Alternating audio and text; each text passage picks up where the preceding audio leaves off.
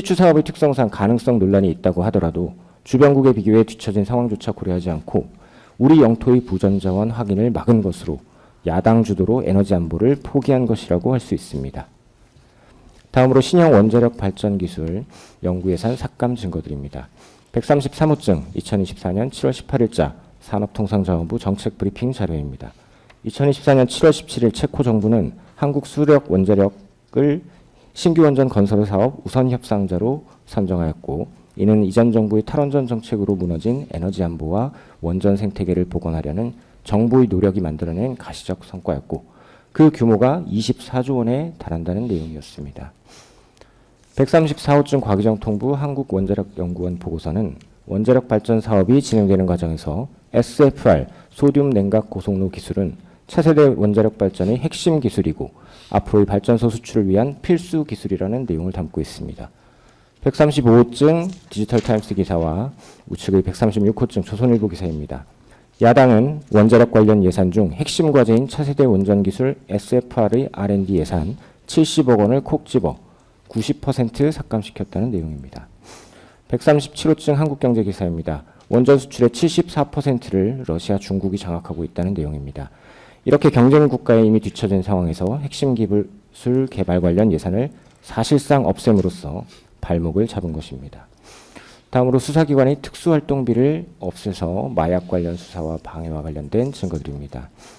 138호증은 5만 명분 마약 밀반입 조직 주범들이 모두 중국인이라는 내용의 기사. 우측 139호증은 강남 학원가 마약 음료 사건 관련 중국인 필로폰 공급책이 캄보디아에서 검거되었다는 내용의 기사입니다. 140호증은 북한산 마약이 판을 쳐 학원가 아이들을 위협한다는 기사입니다.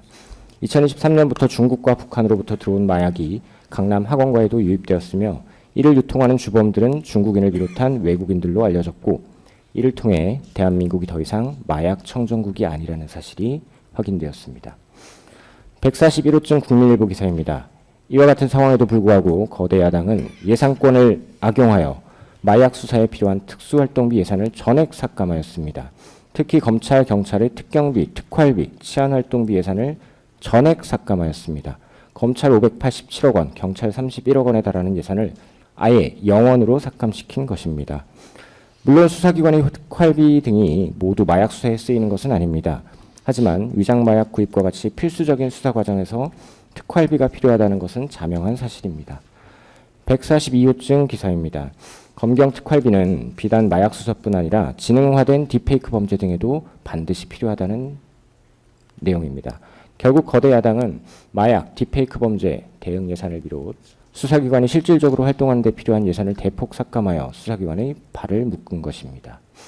우측 143호증 뉴델리 기사입니다. 이미 언론에서도 야당이 자신들이 범죄 혐의를 수사한 경찰, 검찰에 대한 복수로 평가했습니다. 그리고 이것은 앞으로 자신들을 수사하지 못하게 하려는 악의적 의도를 드러낸 것으로 누가 봐도 예산권을 악용한 사례였습니다. 144호증입니다.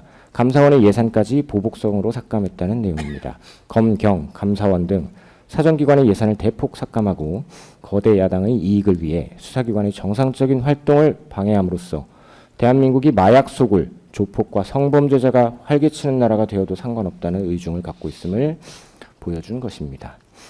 다음으로 대통령실 예산을 삭감하며 직접적으로도 대통령 업무를 방해하였다는 증거들입니다. 더불어민주당은 윤석열 정부가 주요 정책으로 추진하는 사업 예산을 전액 삭감하는 외에도 직접적으로 대통령실 업무 지원비를 삭감하였다는 내용의 145호증의 뉴스원 기사와 우측의 146호증 기사입니다. 이는 국내외에서 필요한 대통령의 업무 관련 비용을 거대 야당이 자신들의 예산권을 남용하여 직접 삭감한 것으로 거대 야당이 예산권을 악용하여 헌법상 보장된 대통령의 권한을 어떻게 직접 침해하고 대통령의 공무집행을 방해했는지를 보여주는 단면입니다. 야당은 2025년 6월 자신들이 추천한 대통령 선거 후보자가 당선되자 즉시 이 비용을 원복시키고 증액까지 추진했습니다. 147호증 문화일보 기사, 148호증 서울신문 기사입니다. 거대 야당이 정부 제출 예산안을 삭감한 배경과 원인으로 윤석열 정부에 대한 정치적 보복, 그리고 당시 당대표인 이재명 대표 관련 수사를 방해하고 방탄하기 위한 저의가 있는 것임을 여러 매체에서 이미 지적해오던 상황이었습니다. 149호증 기사, 150증 기사입니다. 거대 야당의 횡포에 대해 당시 여당인 국민의힘은 탄핵 남발과 예산안 횡포, 이재명 당대표를 수사로부터 지키기 위한 방탄 입법 행위를 쿠데타라고 표현하며 비상계엄 선포 이전부터 이미 국가 비상사태임을 표현하기도 하였다는 내용입니다. 151호증 기사, 152호증 기사입니다. 거대 야당이 이재명 당대표에 대한 수사를 방해하기 위해 수사기관의 특활비를 삭감시키면서 실제 일선 업무에도 장애를 발생시켰다는 내용입니다. 153호증은 대통령실 특활비 82억 전액 삭감을 다루고 있습니다. 154호증 국방, 보건, R&D 예산을 삭감했다는 국민일보 기사, 우측 155호증 검찰 특활비가 전액 삭감되었다는 MBC 기사입니다. 156호증 청년 고용 예산 116억 삭감 관련 기사, 157호증 대통령실, 검찰, 경찰의 특경비, 특활비 삭감 관련 기사입니다.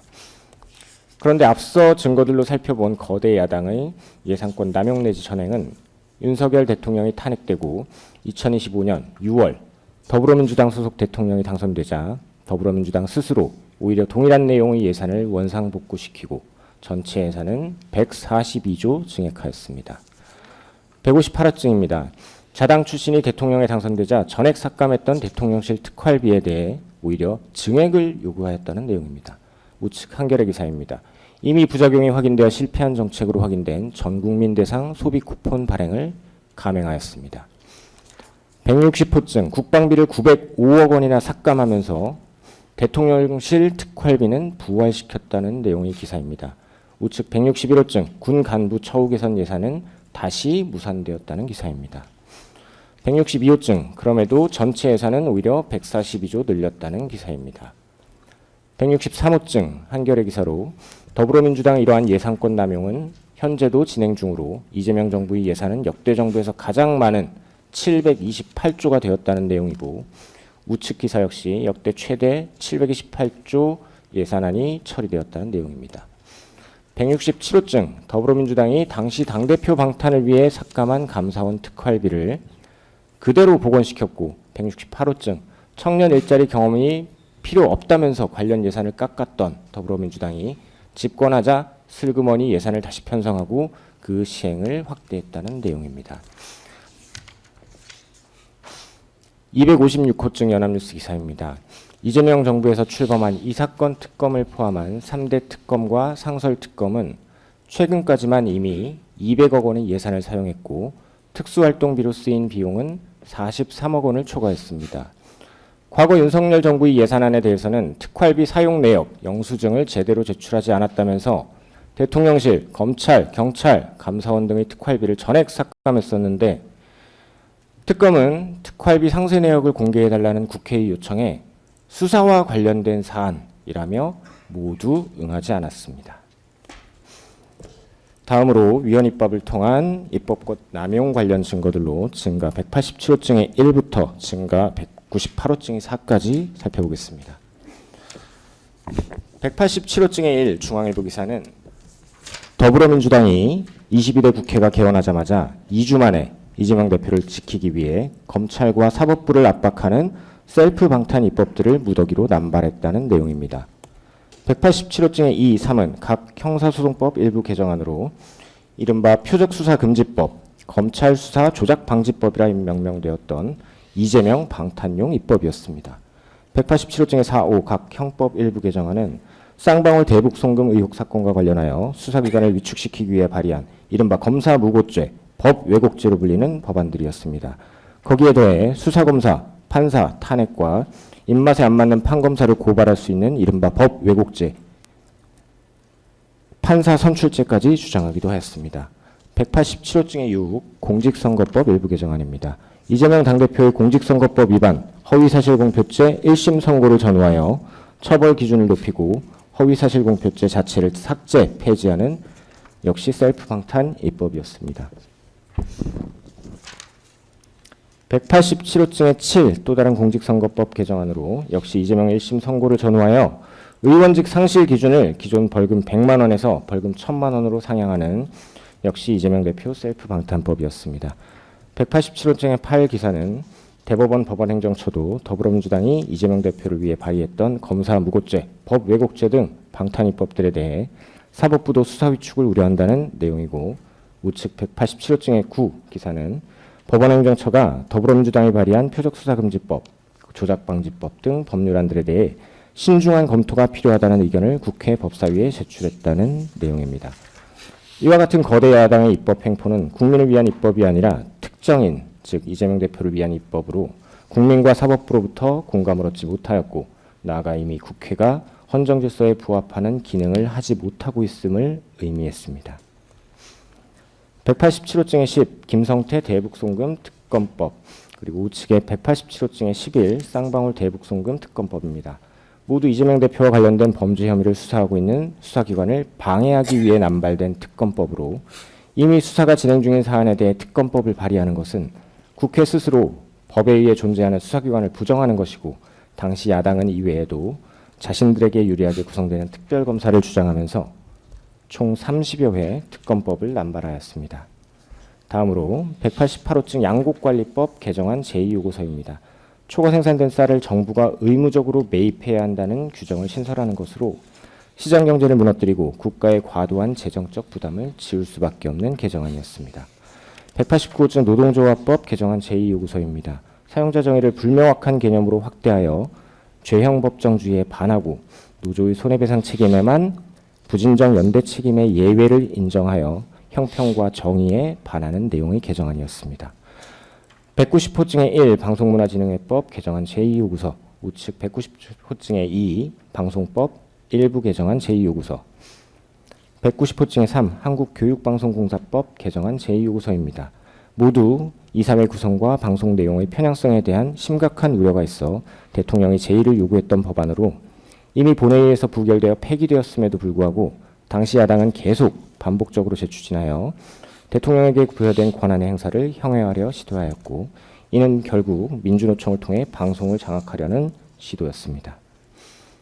191호증 화천대유 50억 클럽 특검법 제2요구서입니다. 당시 검찰에서 이미 수사 중이던 화천대유 수사를 방해하기 위해 특검법을 발의했고, 야당만이 추천한 특별검사가 수사를 담당한다는 내용으로 그 자체로 이재명 당대표 방탄이 목적이었음을 알 수 있습니다.